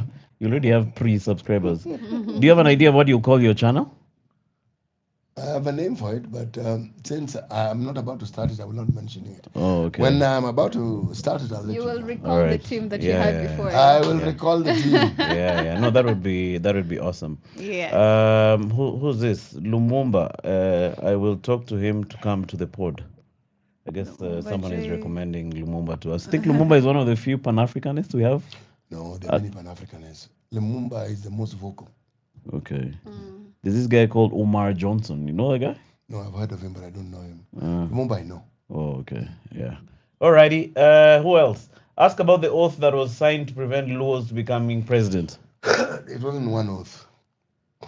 There was an oath that what we call the mountain region had with the colonialists and the need to get rid of the colonialists. And the people who were considered to be collaborators were people who had not subscribed to that particular oath. The second oath was around the 1960s, mid 1960s. It didn't quite begin as what is currently stated.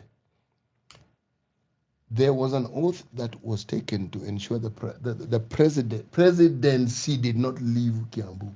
It would not cross the Chania River. Yes, I'm telling you. They said the presidency would not cross the Chania River. Chania River is in Thika. Mm-hmm. When they disagreed with Jomo Kenyatta disagreed with Moi, then is when the oath that is being spoken of was taken. But it wasn't just that oath.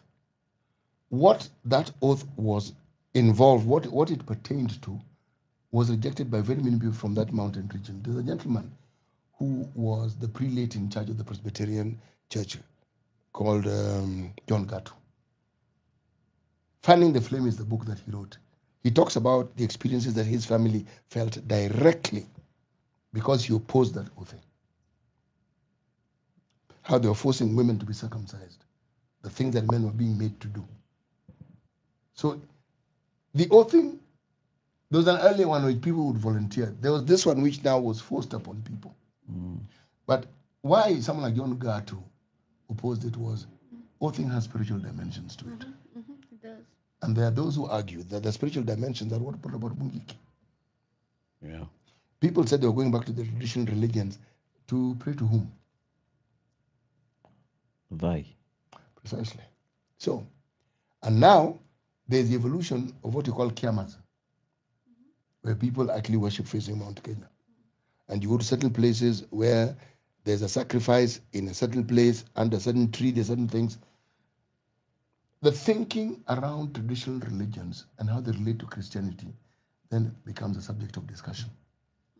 And what I've just described is a subject of discussion, understanding why this particular culture, this particular appropriation of time for this worship, why it has evolved and why it has a pull. There's a need to understand all these things. And what is exactly taught. Let's close it up. Thank you for making the time, CT. You're welcome. Please, I'll talk to you about coming back again, but we'll give you a month's break before I propose it again. So, Huh? We don't want to overwhelm you. Yeah. No, but thank you so much for making the time. Remember, CT is from work. You woke up at 2 a.m. last night too? you mean this morning? Oh, this morning. You've been up for how many hours now? 12 hours now. I do the maths. Yo, that's crazy. Yeah, that's So we're gonna so let him go chill. See you guys on the next one. I don't know if I should put this on members tab. I think I'll put it on members, then I'll decide what to do with it. But meanwhile, thank you so much everyone who's on the live stream. We'll catch been a up good on 2 our own and hours. talk about what's been happening. But asante sana. Kwaheri. Bye-bye. Bye bye. And cheers to you, City. Karibu. Also, catch CT every morning on the People's Breakfast Radio Generation 88.8, or you can catch it online on www.radiogeneration.co.ke. Sindio? Kabisa. Na Mungu awabariki.